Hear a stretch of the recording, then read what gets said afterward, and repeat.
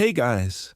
Tonight we begin a journey back to December 24th, 1914, to a night when the sound of Silent Night drifted across a battlefield where just hours before men had been trying to kill each other.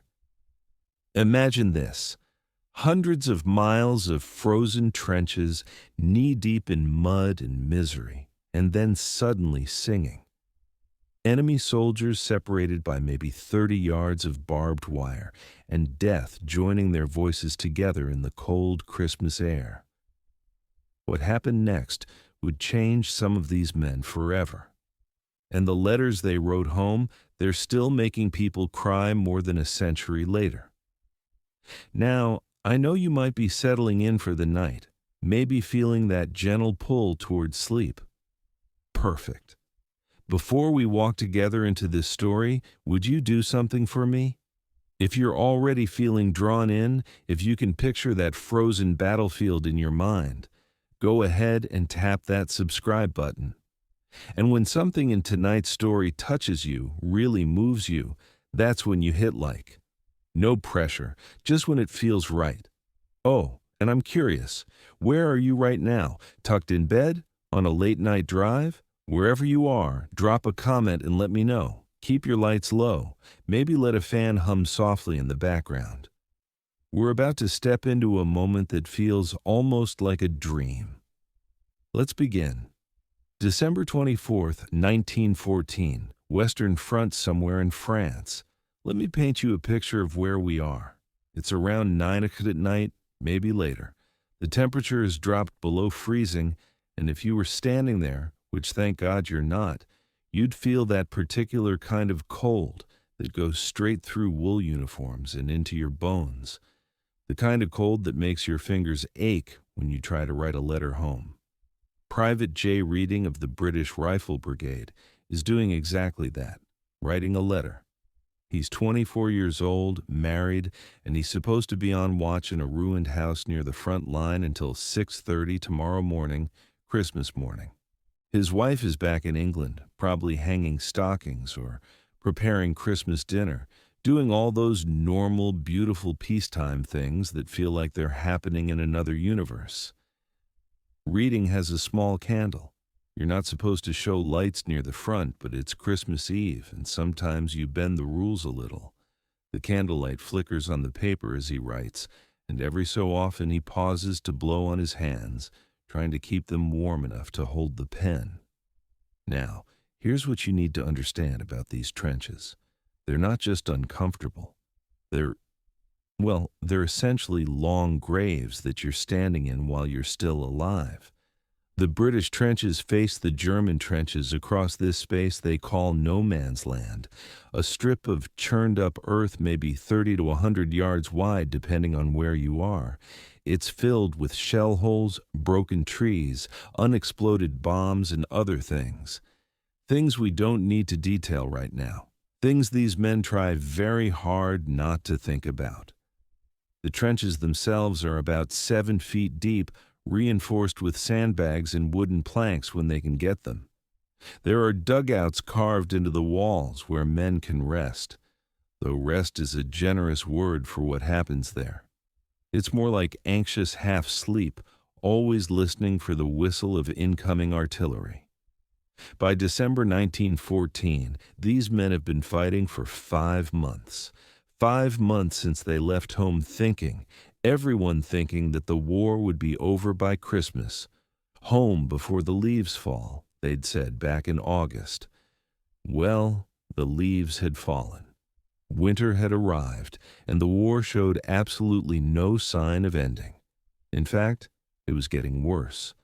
The British Expeditionary Force, the French armies, the Germans, everyone was stuck in this brutal stalemate, this line of trenches stretching hundreds of miles from the North Sea all the way to Switzerland.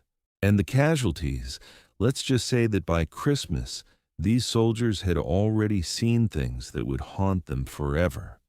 So Reading sits there in his ruined house, candlelight wavering, trying to find words to tell his wife about Christmas Eve in a war zone. What do you even say? And that's when he hears it. singing. Not just any singing. It's coming from the German trenches, maybe 40 yards away across no man's land. At first, he thinks he's imagining it. Maybe the cold is getting to him. Maybe he's more exhausted than he realized.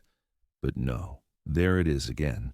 Voices rising in the darkness, German voices, they're singing Silent Night. Now, let me pause here because this moment, this exact moment is where everything begins to change. These British soldiers have spent months being shot at by Germans. They've lost friends to German artillery, German snipers, German machine guns. The propaganda back home calls Germans Huns, barbarians, makes them out to be monsters. And here they are singing Silent Night in German. Yes, but it's the same song, the same melody that British soldiers know, that they grew up singing in church, that their mothers sang to them when they were children. Reading stops writing. He puts down his pen and moves to where he can see across toward the German lines. Other British soldiers are doing the same thing, emerging from dugouts, climbing up to peer over the parapets. And what they see is, well, it's magical, strange, impossible. The German trenches are lit up not with artillery flashes or signal flares, with Christmas lights, little lanterns hanging on poles, small Christmas trees, actual fir trees set up along the parapet decorated with candles. Where did they get Christmas trees in the middle of a battlefield? It turns out the German army had shipped thousands of them to the front lines. Can you imagine that? In the middle of a war, someone in the German high command decided that morale required Christmas trees. So they packed them up and sent them to the trenches, and now these trees are glowing in the darkness, their little candles flickering like stars while German soldiers sing Silent Night under a sky that hasn't been silent in months. Reading will later write to his wife.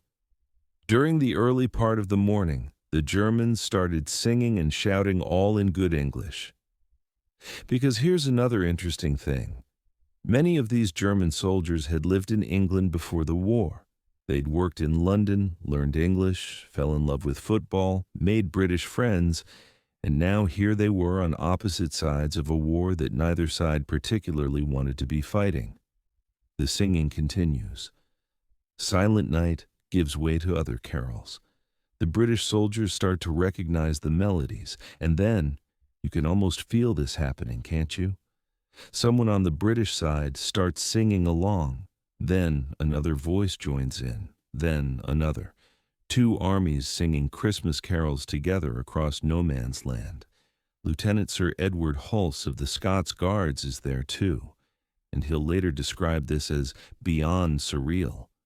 He's an officer, which means he's supposed to maintain discipline, keep his men ready for combat. But what's he supposed to do about singing?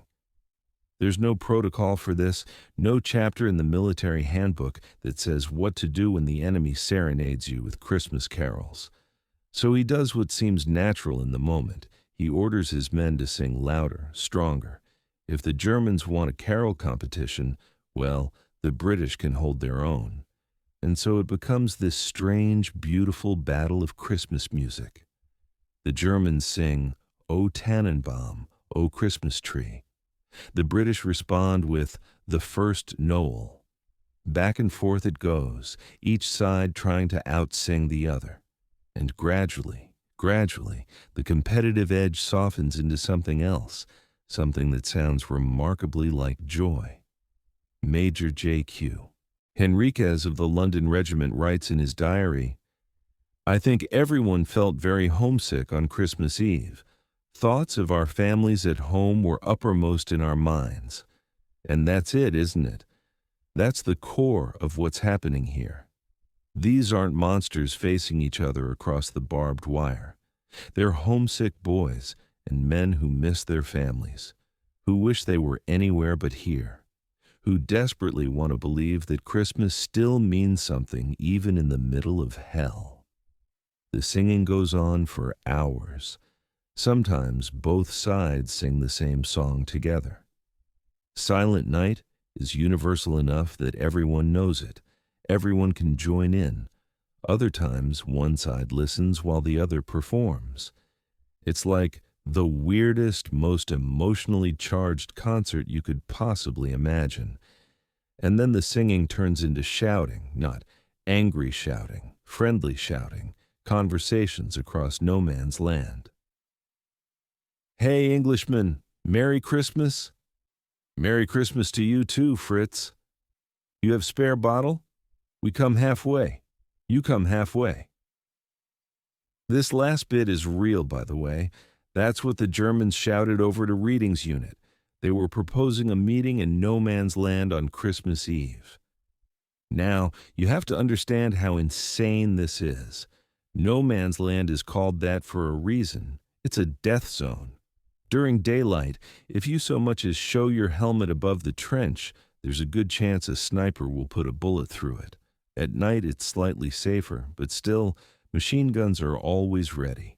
Artillery could start up at any moment. Going out into no man's land isn't a casual stroll. It's basically suicidal. And yet, we come halfway, you come halfway. Reading and his fellow soldiers look at each other. Is this a trick? It could be a trick, right? A trap to lure them out into the open where they can be shot down. But the singing, the Christmas trees, the candles flickering in the darkness. Would you go to all that trouble just to set a trap? The British soldiers make a decision. They're not sure if it's a brave decision or a stupid one. Those two things often look identical in war, but they make it anyway. They're going to meet the Germans in no man's land. Not everyone, of course. A few brave souls, or maybe a few foolish souls. The line between bravery and foolishness gets pretty blurry around 2:00 in the morning on Christmas Eve in a frozen battlefield. These first few soldiers climb up out of their trenches. Their hearts are pounding. Every instinct is screaming at them that this is how you die. Exposed, vulnerable, silhouetted against what little light exists. They expect to hear the crack of rifles at any moment, to feel that final terrible impact. But it doesn't come.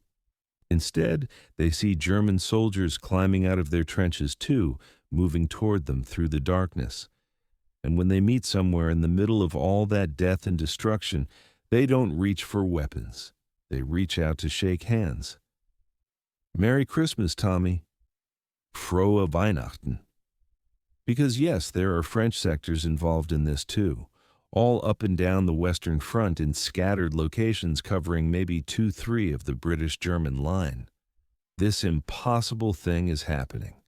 Enemies are becoming for one night something almost like friends. They exchange small gifts, cigarettes for cigars, British rum for German schnapps. Someone produces chocolate, real chocolate, not the barely edible stuff that comes in military rations.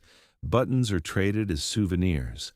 One German soldier gives a British soldier a ribbon with the German imperial colors. The British soldier tears off one of his own brass buttons and hands it over in return. And then someone starts showing photographs, pictures of wives, girlfriends, sweethearts, fiancés, children. This is the moment that breaks something open. Because you can train soldiers to think of the enemy as different, as other, as less than human. But when a German soldier pulls out a creased, dog-eared photograph of a young woman in a white dress smiling at the camera, when he says her name with such tenderness in his voice, when his face softens, and for just a second he looks not like a soldier, but like a young man in love. Well, it's pretty hard to keep thinking of him as a monster. British soldiers pull out their own photographs. This is Mary, my wife. We got married last spring. This is Anne. We're engaged. The wedding's supposed to be next summer when I get home. The photographs get passed around. Men squint at them in the dim light. Someone's thought to bring a lantern from the German trenches, and they make the appropriate noises. She's beautiful. You're a lucky man. Look at that smile. It's so normal, so heartbreakingly, impossibly normal. Just young men showing each other pictures of the women they love, the way young men have done since photography was invented, the way they do at a pub back home or at a workplace or anywhere at all except a battlefield. And the crazy thing is, the thing that would have seemed completely impossible just 12 hours earlier, they're doing it here in no man's land. British and German soldiers standing together admiring each other's sweethearts. They were showing us photos of their wives and sweethearts. Private James Davy will write to his wife Christine a few days later, and telling us they were fed up with this war. Fed up with the war. Aren't they all? Every single one of them enlisted or was drafted to fight for king and country, for the fatherland, for honor and glory, and all those big abstract concepts that sound so grand in speeches. But when you're standing in frozen mud, looking at a photograph of someone's beloved, all those grand concepts feel very far away. What feels close? What feels real is the understanding that the man standing next to you, the man who's supposed to be your mortal enemy, misses his loved ones just as much as you miss yours, wants to go home just as desperately as you do. Dreams of a future where he can marry his sweetheart, settle down, maybe have kids, live a normal, peaceful life. The same dreams. The exact same dreams. Bruce Bairnsfather, a British machine gunner who will later become famous as a cartoonist, is out there in no man's land too. And he'll write in his memoirs, "Here they were, the actual practical soldiers of the German army. There was not an atom of hate on either side. Not an atom of hate on a battlefield on Christmas Eve between enemies. The night is still bitterly cold. That hasn't changed, but somehow it feels different now, warmer maybe, more human. The singing has mostly stopped, replaced by conversation, laughter, the low murmur of men talking to each other across language barriers, helped along by hand gestures and the few German soldiers who speak good English. They talk about the war, about how long they think it'll last. The optimists say maybe 6 more months. The pessimists are afraid to say what they really think. They talk about home, about what they did before the war. One German had been a waiter in London. He actually recognizes one of the British regiments because he had served some of them at a hotel restaurant. Can you imagine? I served you schnitzel 2 years ago, and now we're supposed to be trying to kill each other. They talk about football. This is huge because Germans loved football, loved following the English leagues. Some of them know the scores and the standings better than the British soldiers do. There's a spirited debate about which team is going to win the championship this year, a debate that momentarily forgets the small detail that the championship has been suspended because of the war. And they talk about families, about mothers and fathers, about siblings, about friends who've already been killed. A German lieutenant named Kurt Zamisch will later write, "Thus Christmas, the celebration of love, managed to bring mortal enemies together as friends for a time." Love. That's what this is about. Not romantic love, or not only romantic love, but the bigger, wider kind. The love of home, the love of peace, the love of life itself, and the desperate desire for this nightmare to end so they can all get back to the people and places they love. As the night deepens toward morning, the soldiers eventually retreat to their respective trenches. They have to. Officers are starting to get nervous about this whole situation. And besides, everyone's freezing despite the temporary warmth of human connection. But before they part, promises are made. No shooting tomorrow, Christmas Day. Agreed, agreed, no shooting. Handshakes all around, slaps on the back. A few soldiers exchange addresses, real addresses. Look me up after the war. Come visit. I'll show you around London. Come to Munich. My family would love to meet you. As if they're just new friends who've met at a party rather than soldiers from opposing armies who might be ordered to kill each other next week. And then they're back in their trenches, and no man's land is empty again. And for a few moments there's just the sound of the wind and the distant rumble of artillery from other sections of the front where the war hasn't paused, where men are still dying even as Christmas Eve turns into Christmas Day. Private Reading picks up his pen again, picks up the letter he'd been writing to his wife, and he tries to find words to describe what just happened. You will scarcely believe it, he writes, and honestly, who would? Who could? If someone had told any of these men back in August when they enlisted that they'd spend Christmas Eve singing carols with German soldiers and showing each other photos of their loved ones, they would have thought that person was insane. And yet, it happened. It really happened. All along the Western Front, in scattered pockets, in places where the soldiers were close enough to see each other's faces and hear each other's voices. This miracle unfolded. Historians estimate that maybe 100,000 soldiers participated in some form of the Christmas Truce. Not all at once, not in an organized way, but in small, spontaneous moments of humanity breaking through the machinery of war. 100,000 men who decided for a few hours that Christmas meant something more than the war. That being human meant something more than being enemies. And the thing is, the beautiful, terrible thing is that every single one of them knew it couldn't last. This wasn't going to end the war. Come tomorrow or the next day or next week, they'd be shooting at each other again. The generals wouldn't allow this kind of fraternization to continue. The war was too big, too entrenched, too far gone to be stopped by singing and photograph sharing in no man's land.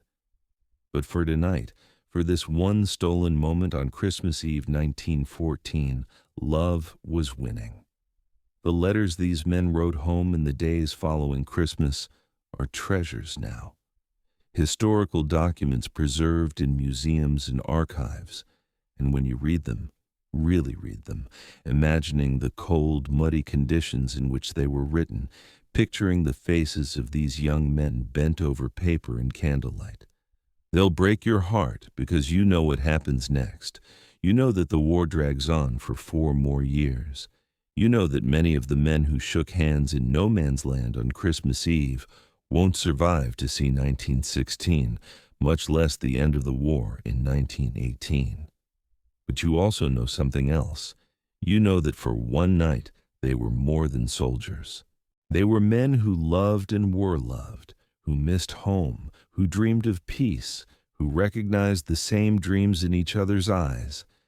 And they wrote it all down in letters to wives, to mothers, to sweethearts, to friends, letters that said essentially, "You won't believe this, but tonight I saw the enemy's humanity, and they saw mine." And for a moment, the war seemed like the insanity it truly is. And we were just people, just scared, cold, homesick people who wanted to celebrate Christmas.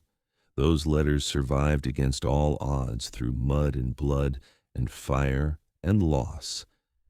Many of those letters made it home, made it to the people who needed to read them, who clutched them like lifelines, who read them over and over until the paper wore thin.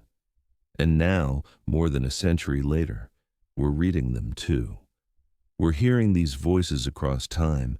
We're standing with them in imagination in that frozen no man's land, listening to Silent Night drift across a battlefield, watching enemies shake hands and become briefly, beautifully something like brothers. So, as you drift toward sleep tonight, hold that image in your mind. The Christmas lights in the trenches, the sound of singing in multiple languages, harmonizing imperfectly but sincerely, the photographs being passed from hand to hand, each one a small testament to love's persistence even in the darkest places. And know that we're just beginning this story, because what happened on Christmas Eve was only the opening act. Christmas Day itself, well, that's when things got really interesting. That's when the football came out, when the burials began, when more letters were written, more photographs exchanged, more promises made. That's when the Christmas Truce became not just a moment, but a movement, a rebellion of the heart against the machinery of war. A choice made by thousands of individual soldiers to be human first and enemies second. We'll walk through all of it together. Every remarkable, heartbreaking, inspiring moment. But for now, rest with this. On Christmas Eve 1914, love found a way. Even there, even then, and the letters these men wrote home proved it. Now, something surprising. Those letters weren't quick notes. They were lifelines bridging front to home, sustaining love across vast distances. The British Postal Service in World War I performed a daily miracle. Before August 1914, it was the world's largest employer, 250,000 staff handling 5.9 billion mail items yearly by hand, no tech. War hit, and it adapted to connect millions of soldiers abroad. First issue, 28,000 postal workers enlisted by end 1914, rising to 75,000 by war's end, 30% of pre-war staff. Some formed the Post Office Rifles Battalion, yet mail flowed because letters were vital. For soldiers, they proved home remembered them, loved them, linked them to life beyond horror. For families, they confirmed loved ones lived. No phones, no emails, just letters. A week without one was agony. May Rogers' story shows it. By October 1917, her husband had been overseas over 2 years. She writes, "If only I could see you, it'd change me. Loneliness eats my heart and yours too, likely." Her only balm, letters arriving at her door. Back to Christmas 1914, thousands wrote of the extraordinary. Private James Davy, 2nd Battalion Seaforth Highlanders, Scottish, enlisted 1910, married Christine, cis in letters. By Christmas, he'd seen battles like Messines in October, lost friends. On December 28th, he writes, "My dearest sis, you'll scarcely believe it, but it's true. We had an extraordinary Christmas." He details singing, trees with candles, soldiers meeting in no man's land, exchanging greetings, drinks, showing photos, admitting war weariness. The photo detail repeats in many accounts. Seeing enemies' loved ones left a deep mark. Davy notes, "They wanted us to post letters as they aren't allowed to write freely. German censorship was harsher, fearing defeatism. These Germans risked asking enemies to mail letters home, simple messages, 'I'm alive, love you.' British soldiers promised, and many followed through, sending via British mail to German homes. Trust profound." Another letter. Regimental Sergeant Major Arthur Harrington, London Rifle Brigade, writes his wife September 22, 1914, pre-truce. "My dearest girl, apologizing for delays, hinting at leave but cautioning hope. Heartbreaking. Harrington died April 28, 1915, shell blast, Second Battle of Ypres. No home visit. His wife kept the letters, all she had of my dearest girl, greetings, edited tales sparing worry, unkept promises, multiplied by millions. The mechanics amaze. Daily, 12.5 million letters or packages moved between Britain and front. Army Postal Service set up offices near lines. Mail crossed channel by ship, train to depots, truck to front, hand to units and reverse. Most arrived within days to front, week homeward. Essential for morale, regular mail boosted fighters, families supported war. Not perfect losses in war zone, but most succeeded. Letters censored for security, no locations, plans. Officers read them, so self-censorship too, no deepest fears or romance under scrutiny. Yet they wrote weather, food, terrible, friends, jokes, hopes. When over we'll seaside it, you and me, fish and chips, beach walks. Saving pay for our cottage with garden, plant roses. Kiss baby for daddy. Tell her I love her even if she won't remember me. Fathers to forgotten children devastating. Private William Martin engaged to Emily Chittick's young 20s, planning future. Letters full of endearments, plans. Emily writes, "My dearest Will, not much news, but wonder how you're doing. Relieved for your letter, can't help anxiety." She reassures understanding mail delays, hides panic. Dull and weary without news of you. If only war over, together again. Tragically, Emily wrote before learning William's death. Her love letter crossed the notification. Thousands such crossings. But back to 1914, truce letters brim with wonder. You won't believe. Lieutenant Sir Edward Hulse details singing, trees, meetings. Historic, he knew, documenting carefully. High command soon banned fraternization, disciplining offenders. But in late December, letters flowed, stories shared. Families passed them to neighbors, newspapers published excerpts. By early January 1915, public read of truce over breakfast. Reactions mixed. Some saw beauty, humanity. Others disturbance soldiers too friendly, might not fight. Government disliked it, wanting clear enemies. But stories escaped, too strong. Private Patrick Egan writes his mother, out of action Christmas Eve for rest after taking German trenches mid-November. Won't forget this Christmas Eve if spared. If spared, echoes in letters. Knowing any might be last, they poured love, hope, made them count. Letters precious, surviving odds, revolutionary. This war's senseless. Enemies like us love families, want home, madness. Didn't stop war, but kept love alive, reminded fighters and families what mattered, people, not glory. Postal workers enabling this performed love, two keeping families linked, soldiers hopeful, a care network defying war. Next, we'll explore when soldiers didn't just swap letters, but met face to face in no man's land, shared photos, stories, saw enemies as men with sweethearts like theirs. That's when truce deepened, haunting and inspiring for lives ahead. There's something about facing someone up close that alters everything.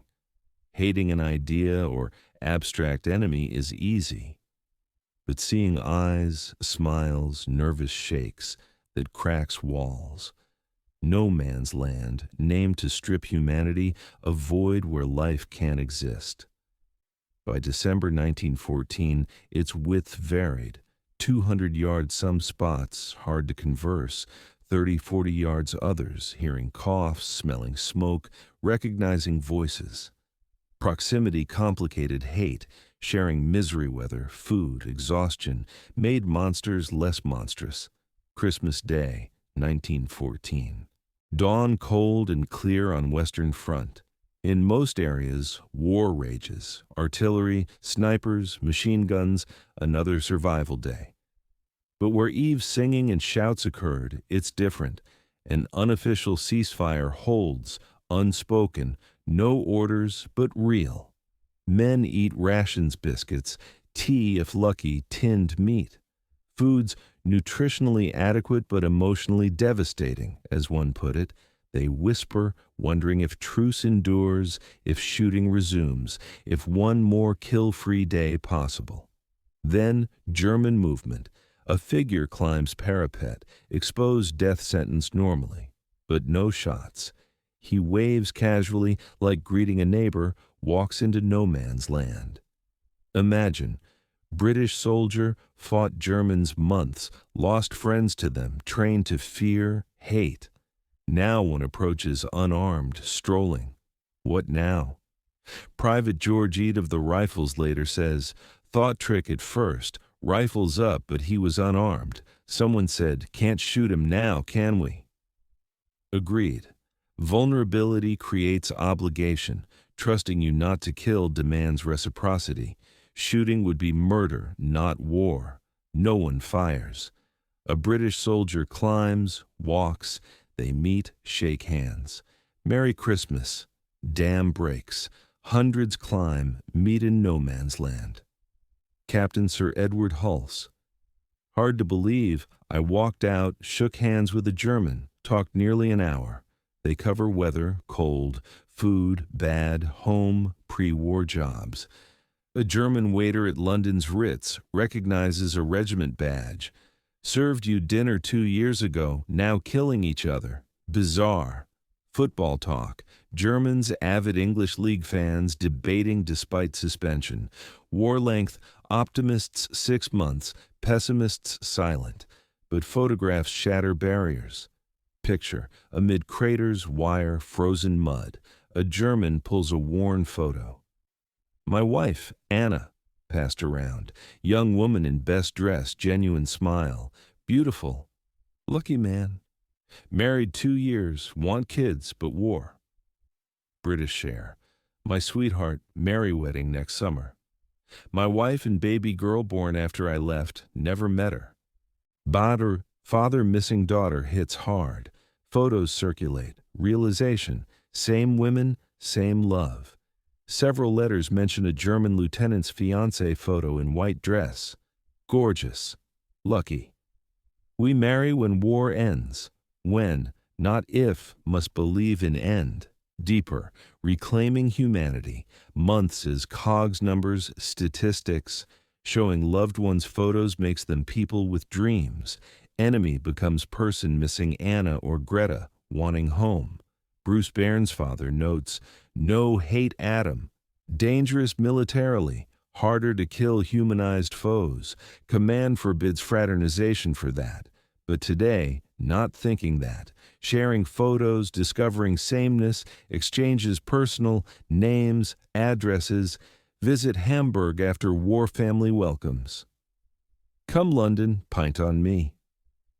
Plans for post-war as tourists, not invaders. Optimistic, perhaps naive, but in no man's land with photos and shared chocolate, it feels real. Deeper, humanizing enemy. Not Hun, but Han's missing family, sharing dreams. British corporal has Christmas postcard. Germans sign it. He mails home as war souvenir. Imagine wife's reaction postcard signed by enemies. Exchanges, chocolate broken, shared, schnapps passed, burns warming. Rum appears, cigarettes traded, cigars from gifts, photos keep circulating, wives, girlfriends, sisters, mothers, children. A German shows family portrait, big family, misses them visibly. British corporal shows sweetheart in nurse uniform, works Manchester hospital, cares wounded, including German POWs. Silence, woman healing both sides, compassion without borders. German, good woman, lucky. Corporal, I know. Afternoon, football. Someone produces muddy, deflated ball. Fancy a match? Mood lifts. Football universal, no language needed. These men adore it. Ernie Williams. Ball appeared, we marked pitch with caps, coats for goals. Hazardous field. Craters, snow, wire. Boots clunky, uniforms heavy. Condition poor from rations, trenches. Chaos, slips, stuck balls, wild kicks. Germans skilled, pre-war players. British enthusiastic, some novices. Nobody minds. Falls, both sides help up. Out of bounds, good-natured debate, laughter, shouts, joy. German older soldier with mustache, enthusiastic but unskilled. Wild shot nearly hits British head. Everyone laughs. British kicks back. Better luck, mate. Thumbs up. Shared humor. Best in bad situation. Game lasts 30 minutes to hour, estimates vary. Goals scored. Common score, Germans 3-2. British gracious, they were better. Fair play. Lieutenant Johannes Niemann watches, delighted. Photos taken despite rules. Iconic one, British-German mixed, tentative smiles. Arno Bohm, German, identified by family years later. Corporal scores, good goal, cheers, even some Germans applaud, fine play respected. Pauses, ball stuck, breath caught, chats. German asks British about Arsenal, disappointed, league suspended. When war finished, play again. Yes. Camera appears, group photo mixed, arms around shoulders, joke, laughter, snap.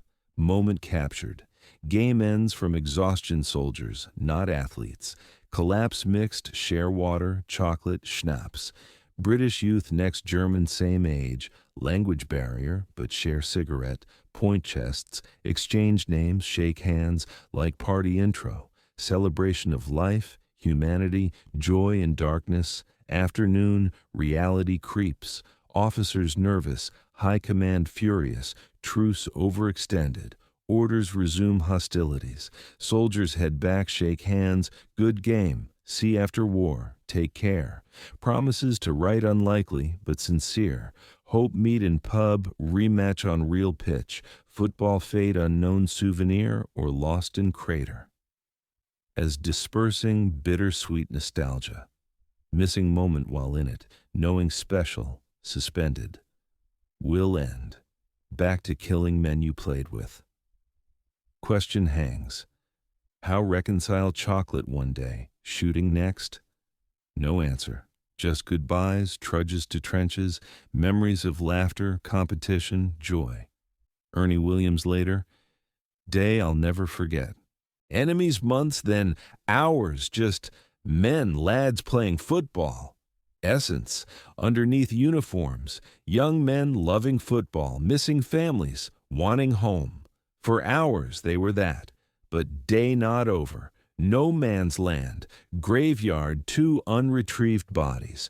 With truce, chance for dignified burial, even enemies.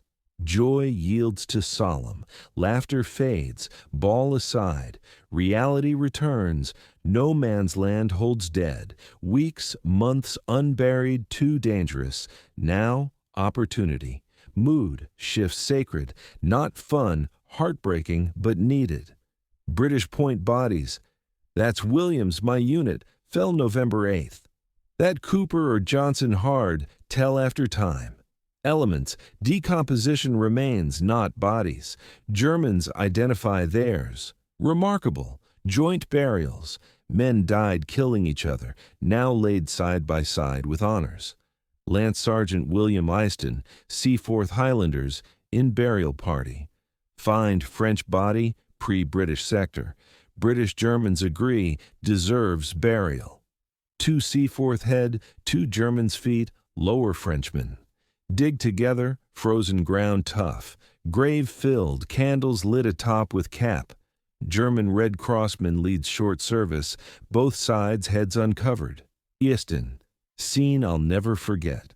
Repeats across sectors, ceremonies simple or elaborate, salutes, rifles, shovels dig, bodies carried, lowered, soil replaced, crosses from sticks, wood, shell metal, names if known, Private John Smith, Royal Fusiliers, died November 1914.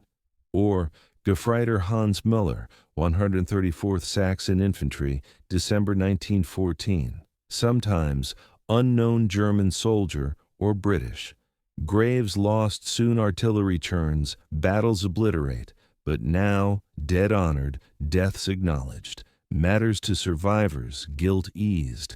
Symbolically, cooperation in death, shared humanity. Work exhausting, emotional. Breaks, tears. Comfort crosses sides. British breaks down. German sits beside, hand on shoulder. Reverse, too. Silent solidarity, grief universal. Story. British chaplain conducts services for British. Germans attend respectfully. German officer asks prayer for their dead. Chaplain agrees. British attend. asserts higher power takes no sides, death, soul universal. Weather exact feels true, compassion without borders. Afternoon, work winds exhausted, too many dead. Some bodies unmovable buried in place, marked, prayed over. Imagine carrying friend Thomas, knew him from training, shared watches, talks of home, died in no man's land, unreachable. Guilt ate you. Now carry with 2 British, 2 Germans. They treat respectfully. Lower prey, share story. Thomas volunteered dangers, wrote sweetheart daily. Germans understand emotion. Cover, cross, salute, all do. Thomas rests, not erase grief, but closes circle. Says his death mattered, even to enemies. Comfort. If I fall, maybe they bury me honorably. Sun sinks, winter short. Graves dot no man's land, testimony to enemies honoring fallen. Soldiers retreat, truce fragile. Officers insist end. Christmas night quiet, hold fire. But time left for grace. German letters to home, can't through censors. British agree mail some. Extraordinary trust. Letters to wives, mothers, sweethearts. Alive, love you. British could betray, but don't. Many keep promise, send via British mail to Germany. Darkness falls, soldiers to trenches. No man's land deadly again, but sacred where enemies became almost friends. Not fully cant in hours, but not enemies. Something indefinable between war and peace. When death paused, humanity filled in. Settling in, writing diaries or silent, they carry new. Letters, addresses, promises, photos. Mental, enemy's wife smiling, father's voice cracking on daughter, handshake promising meet in peace. Memories sustained through resumption, grinding years ahead.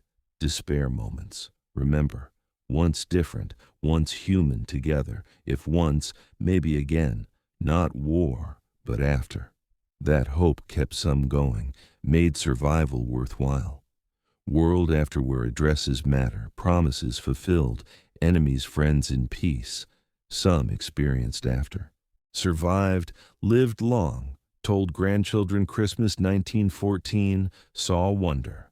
Others died, pockets holding letters, addresses, unfulfilled promises, still hoped after possible, even as war took all. But all knew, experienced extraordinary. Proof humanity stronger than hatred, at least briefly. Wrote in letters, stories, insistence, enemies human, deserving dignity even when ordered kill. Legacy rippled, shaped soldier thoughts on war, enemies, humanity, survivors home, told stories, published letters, showed photos, recorded testimonies. World learned, remembered. Truce became symbol. Common humanity, proof. Christmas meant more than war. Being human meant more than enemies. And now, as you settle, perhaps feeling that gentle pull to sleep, remember those hearts that survived the war. Those love letters that bridged impossible distances. Those soldiers who chose humanity in the face of hell. Their story is our story. Their choice is our choice. Their hope is our hope. Good night. Sleep with the knowledge that love found a way even then. And it can again.